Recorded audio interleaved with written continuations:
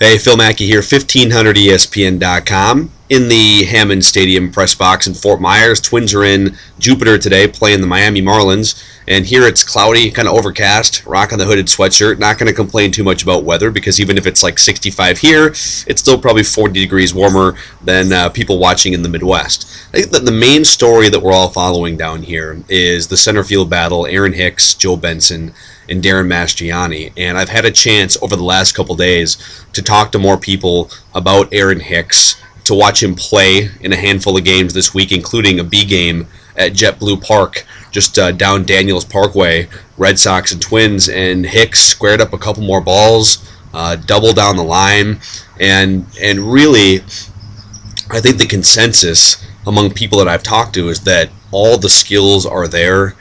For sure, defensively, he could come in and do a fine job, even though he made a poor throw home from center field yesterday. Chance to cut down a sacrifice fly runner from third base at home plate, and he came up on like a 5 or a 6 hop throw, and that disappointed some people. But overall, everyone agrees that he's smooth enough, the skill set is there, he's calm enough, he takes walks, he's fast. And so the question is, what does he need to do the rest of this month to show that he can break camp on the 25-man roster as the leadoff man and as the center fielder? And Terry Ryan essentially said it has nothing to do with the box score. It has nothing to do if he hits 180 or 350. It's about how does he look? Is he overmatched by major league pitchers? And we're not talking late in the games when you might face AA or AAA pitching, or in some cases even lower on the rung. We're talking, how does he look against the major league caliber starters at the beginning of these games? Is he flailing at breaking pitches that normally he would lay off of in the minor leagues? Is he still drawing walks? Is he hitting behind runners when the situation calls for it? Essentially, if you hand Terry Ryan a box score or Ron Gardenhire a box score and ask, well, he went 2 for 4, they'll crumple it up and throw it away because they're not looking for 2 for 4 or 350 throughout the spring. They're looking for very specific signs that show that he's ready to handle himself 4 or 5 at-bats a game for 162 games. Now, I think, getting ahead of ourselves, if Hicks were to break camp and jump essentially straight from AA up to the big leagues in April, then I think the Twins have to be worried not to do the same thing that they did with Carlos Gomez. Because how often do you really see a player make the jump from AA to the major leagues? And now Gomez played a little bit in AAA before he came up with the Twins in 2008. It was, I believe, 2008.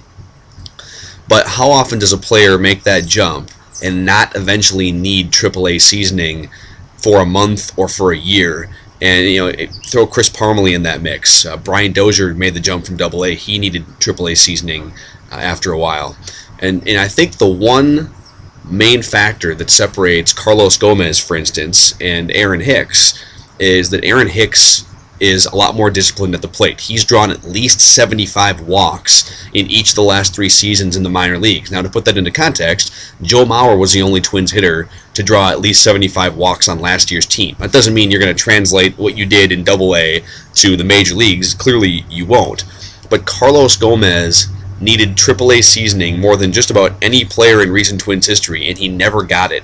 And it took 5 years, but just last year, finally Gomez broke out and had a big season with the Brewers, 19 home runs.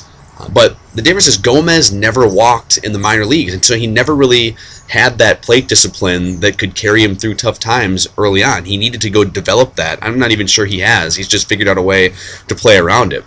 My point is, if Hicks comes up and he's not ready to hit 280 or 290, there's a chance he could hit 235, 245, 250, draw walks, steal bases, play solid defense, hit for some power, and manage to keep an everyday job. Because it's not like he's competing against top echelon center fielders. He's competing against Darren Mastriani, who is a 4th outfielder on most teams and probably should be on this team, and Joe Benson, who dropped off the planet last year.